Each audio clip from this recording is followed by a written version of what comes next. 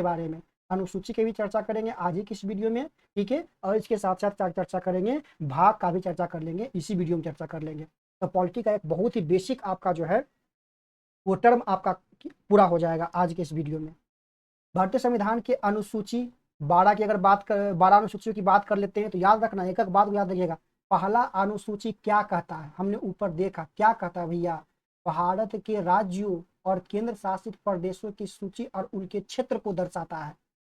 भारत के राज्यों, केंद्र शासित प्रदेशों और उसकी सूची और उनके क्षेत्र को दर्शाता है कौन, पहला अनुच्छेद, पहला अनुसूची, ठीक है। उसी प्रकार दूसरा तो एकदम इंपॉर्टेंट है, याद रखिएगा दूसरी अनुसूची क्या कहता है, राष्ट्रपति, नम्मा याद रखिएगा, राज्यपाल, न्यायाधीशों और अन्य उच्च पदस्थ अधिकारियों के वेतन, भत्ते और विशेषाधिकार का वर्णन है। संविधान में जिन जिनका वर्णन किया गया है, ठीक है, उन सभी का जो है वेतन भत्ता जो है जो चर्चा किया गया है वह अनुसूची 2 से किया गया है, ठीक है। एक बात और इसमें ऐड कर लेते हैं, इनके सभी जो वेतन और भत्ते होते हैं वह जो होता है ना, जो देश का जो संचित निधि होता है, संचित निधि उस पर भारित होती है, जो संचित निधि होती है ना उस पर भारित होता है, माने इसी पर द्वारा जो है इनकी वेतन और भत्ते दिए जाते हैं। ये इंपॉर्टेंट है, याद कर लीजिएगा, ऐड कर लीजिएगा। उसी प्रकार तीसरी अनुसूची क्या कहता है, तो कहता है विभिन्न संवैधानिक पदों के लिए शपथ और प्रतिज्ञा, जो शपथ लेते हैं, जो संवैधानिक पद पर बैठे हुए हैं, जो शपथ लेते हैं, जैसे कुछ दिन पहले ये भारत के जो नए चीफ जस्टिस हैं उन्होंने शपथ लिया, राष्ट्रपति ने शपथ लिया, ठीक है, प्रधानमंत्री ने शपथ लिया, ये सभी के शपथ कैसे होगा उसकी चर्चा अनुसूची किसमें किया गया है, 3 में की गई है, ठीक है, अनुसूची 3 में की गई है। इसे और डीप में भी समझा जा सकता है लेकिन ये एग्जाम के लिए इतना बेस्ट है, ठीक। नाम याद रखिएगा। चौथी अनुसूची क्या कहता है, कहा कि राज्यसभा में राज्यों और केंद्र शासित प्रदेशों के सीटों का आवंटन। चौथी अनुसूची कहता है कि जो राज्यसभा है, संसद कैसे बना है, संसद में 2 सभा है, एक आपका लोकसभा है, एक आपका राज्यसभा है, ठीक है। इसमें लोग जो है डायरेक्ट चुन करके जाते हैं, प्रत्यक्ष मताधिकार द्वारा चुने जाते हैं, और इसमें जो है अप्रत्यक्ष विधि द्वारा चुने जो है सांसद इसमें जाते हैं, ठीक है। तो इसमें जो लोग होगा वह कहाँ से आते हैं, राज्यों के विधानमंडल से चुन करके जाते हैं, ठीक है। तो इसमें जो लोग होगा उसकी चयन प्रक्रिया कैसे होगी उसकी चर्चा अनुसूची किसमें की गई है, 4 में की गई है, ठीक। अनुसूची किसमें की गई है, तो 4 में की गई है। 5वीं अनुसूची और 6ठी अनुसूची काफी इंपॉर्टेंट है, इसको भी आपको याद रखना होगा। कैसे याद रखेंगे, 5वीं अनुसूची, अनुसूचित क्षेत्र और जनजातीय प्रशासन को नियंत्रण से संबंधित है। जितने भी अनुसूचित क्षेत्र हैं, जनजातीय क्षेत्र है, उसके प्रशासन से जो संबंधित नियंत्रण है वो आपका अनुसूची किसमें है, 5 में दिया गया है। 6ठा को याद रखिएगा, असम, मेघालय, त्रिपुरा, मिजोरम में जो है जनजातीय क्षेत्र के प्रशासन की विशेष प्रावधान की गई है। ATM में मनी नहीं है, याद रखना, इस फार्मूला को याद रखिएगा, ठीक। ATM में मनी नहीं है। ए मने आपका हो जाएगा असम, ठीक। टी मने आपका हो जाएगा त्रिपुरा, एक आपका हो जाएगा मेघालय, एम मने मेघालय, और यहाँ पर मिजोरम। देखिए एम से कई गो नाम है, एम से एक आपका हो गया, देखिए मेघालय हो गया, एम से मिजोरम हो गया, और एम से एक आपका होता है मणिपुर। तो मणिपुर इसमें नहीं है, ATM में कौन नहीं है, मणि नहीं है, ATM में कौन नहीं है, ये 3 वो एम में से एक वो एम नहीं है, मेघालय और मिजोरम है, जबकि मणिपुर नहीं है। ये सभी के सभी कहाँ है, जो हमारे जो प्यारा भारत है उसके जो नॉर्थ ईस्ट वाले जो 7 सिस्टर है, ठीक है, उसी का सब पार्ट है, उसी में से असम, मेघालय और मिजोरम। ये आपका आर्टिकल 6 में आ जाता है, याद रखना है, ठीक है। डायरेक्ट नाम दे देगा कि असम कौन से आर्टिकल में आता है, तो 6 में आता है, ठीक है। अनुसूचित जाति अनुसूचित जनजाति कौन से आर्टिकल में आता है, तो 5 में आता है। अब आइए 7वीं अनुसूची को थोड़ा सा समझ लेते हैं, ये आपने देख लिया इसको ठीक से, 7वीं अनुसूची को थोड़ा समझ लिया जाए। ये कहता है संघ और राज्यों के बीच शक्तियों का विभाजन, संघ सूची, राज्य सूची, समवर्ती सूची।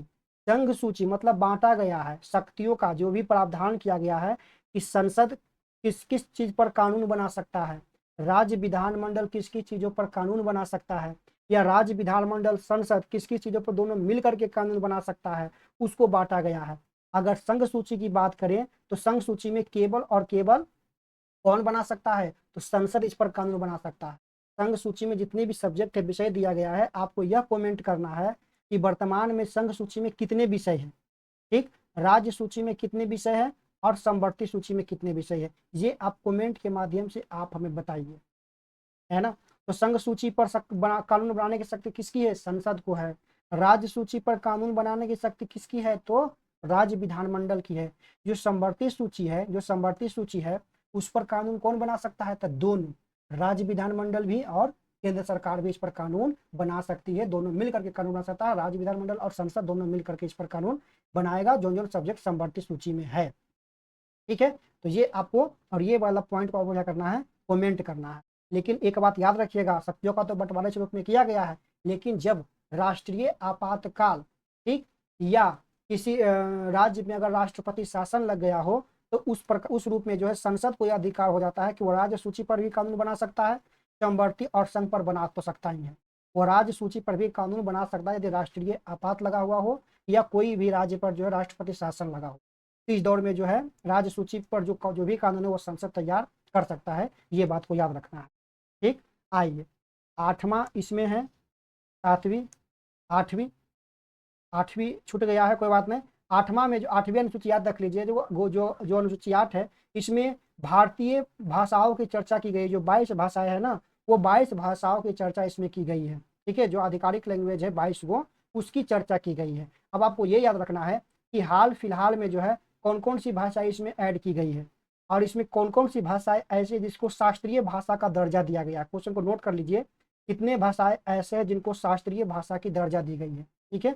नहीं समझ तो गूगल पर सर्च मार के एक बार देखिए, नाम याद हो जाएगा, कमेंट कर दीजिएगा हमें।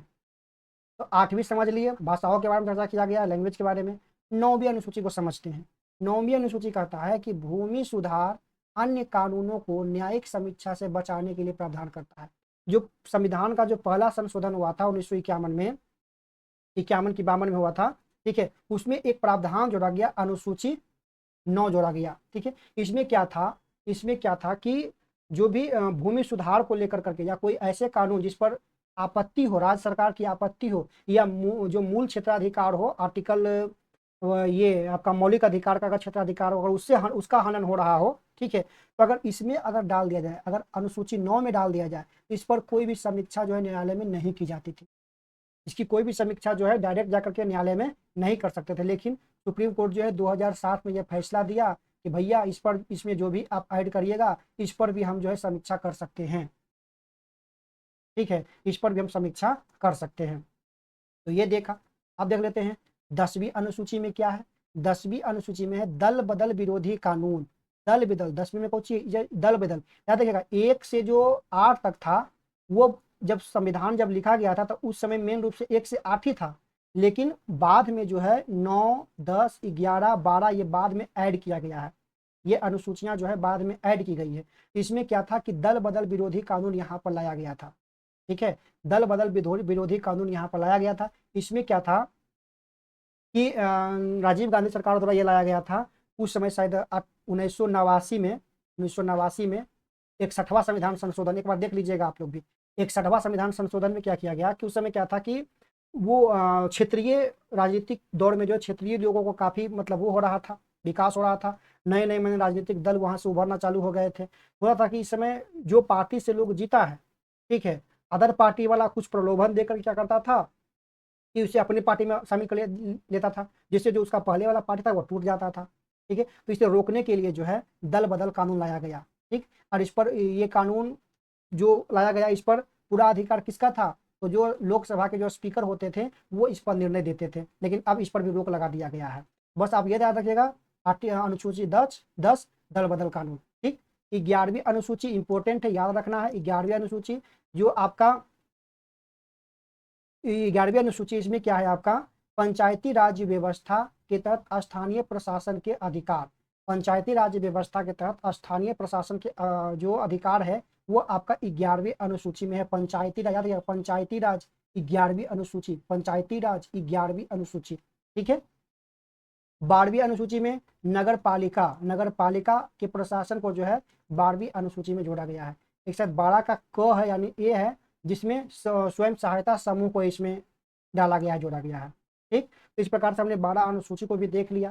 संविधान में व्यक्त संरचना को बनाए रखने में मदद करता है, कानूनी और प्रशासनिक स्पष्टता प्रदान करती है, संविधान संशोधन को आसान बनाता है।